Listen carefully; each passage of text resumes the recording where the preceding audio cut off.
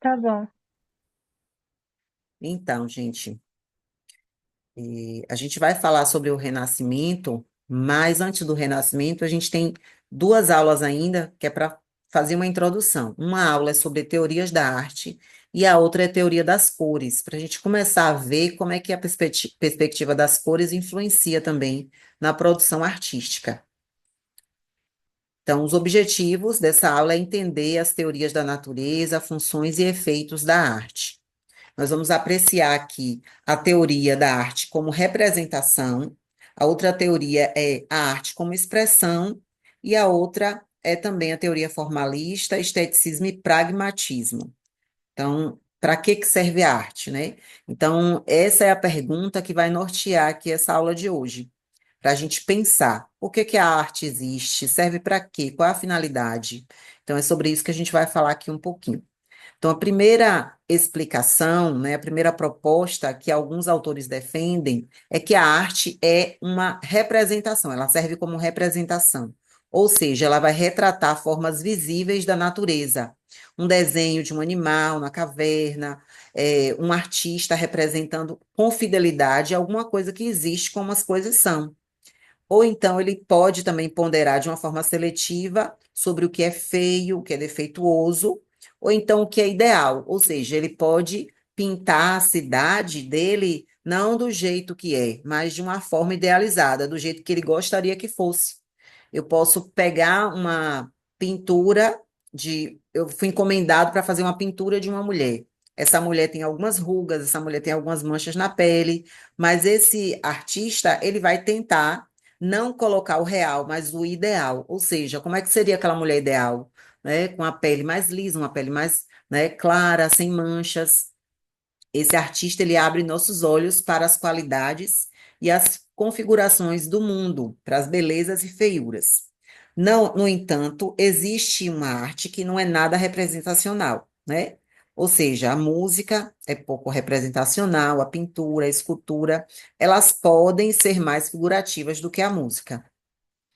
E aí, depois dessa arte, né, como representação, a gente tem também a arte como expressão.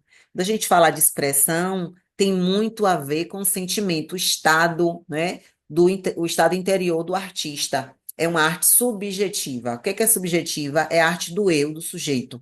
Eu vou fazer uma arte para representar como eu me sinto, né, as minhas emoções, os meus humores, os meus conflitos, né, as minhas decepções, triunfos e derrotas. Uma pintura de uma paisagem, por exemplo, pode me trazer paz, ou pode me mostrar medo, ou pode me mostrar melancolia, a depender da forma como eu expresso. Numa floresta, eu posso olhar aquela floresta, se ela for pintada num tom assim muito escuro, né, meio tenebroso, fica parecendo mais uma floresta de filme de terror. Mas se eu coloco aquela floresta com raios de sol, né, um céu azul, eu já sinto aquela paz. Então, tudo é a forma de expressar aquela realidade. Existe também a teoria formalista, né? A arte vista como uma unidade orgânica, ou seja, é uma entidade independente. Ela não precisa se justificar. A arte, ela não vai ser uma janela para você ver o mundo. Ela é a própria arte, né? E ela que merece atenção. Então, nessa forma de arte, ela tem a sua estrutura totalmente diferente no seu design, na sua estrutura, né? E aí a gente tem aquelas estruturas, aqueles movimentos artísticos que estão mais ligados para as formas abstratas, né? O surrealismo, né? Também o cubismo, são artes que não têm a intenção de representar, né, as imagens do mundo real.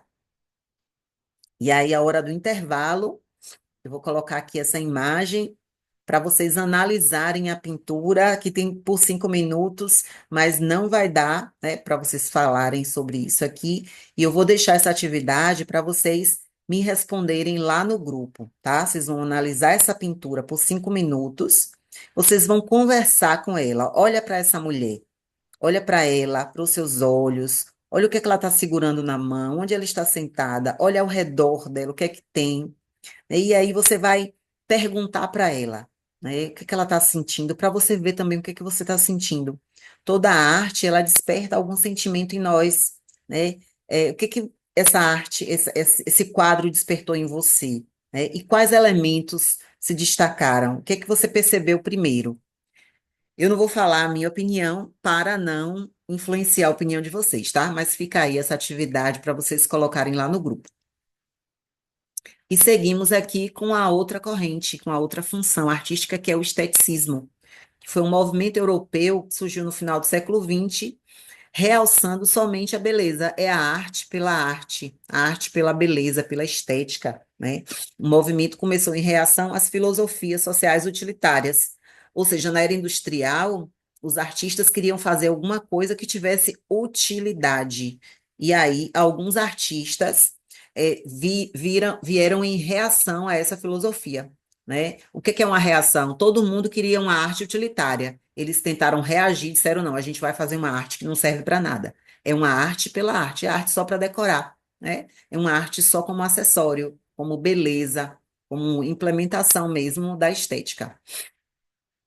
E aqui, que é o l'art pour l'art, que é uma frase francesa que significa justamente isso, a arte pela arte, ou seja, a autonomia dos padrões estéticos de moralidade, utilidade ou prazer. A arte, ela não precisa se prender.